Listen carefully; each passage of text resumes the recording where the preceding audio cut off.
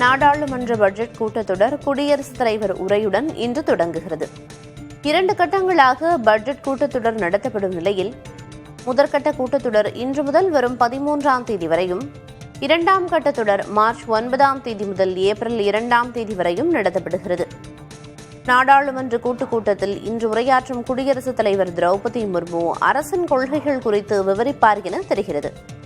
பிப்ரவரி 1ஆம் தேதி பட்ஜெட் தாக்கல் செய்யப்படும் நிலையில் அதன் பிறகு குடியரசுத் தலைவர் உரைக்கு நன்றி தெரிவிக்கும் தீர்மானத்தின் மீதான விவாதம் நடத்தப்படும்.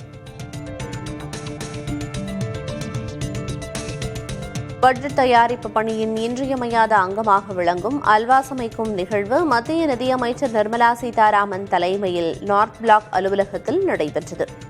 பட்ஜெட் ஆலோசனைகள் புதிய அலுவலகமான கர்த்தவ்ய பவனில் நடந்தாலும் அங்கு போதிய அச்சக வசதி இல்லாததால் பழைய அலுவலகத்திலேயே அச்சிடும் பணிகள் தொடங்கியுள்ளன.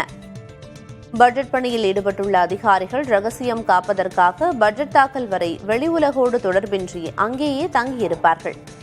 இம்முறை அல்வா நிகழ்ச்சியின் புகைப்படங்கள் அதிகாரப்பூர்வமாக வெளியிடப்படவில்லை என்பது குறிப்பிடத்தக்கது.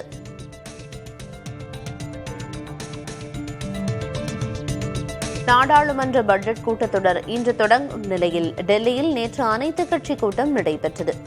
மத்திய அமைச்சர் ராஜ்நாத் சிங் தலைமையில் நடைபெற்ற கூட்டத்தில் காங்கிரஸ் எம்பி ஜெய்ராம் ரமேஷ் உள்ளிட்டோர் கலந்து கொண்டனர். அப்போது நாட்டின் வெளியுறவுக் கொள்கை 100 நாள் திட்டத்திற்கு மாற்றாக கொண்டுவரப்பட்டுள்ள விபிஜி ராம்ஜி திட்டம், எஸ்ஐஆர் உள்ளிட்டவை குறித்து விவாதிக்க எதிர்க்கட்சிகள் சார்பில் வலியுறுத்தப்பட்டது.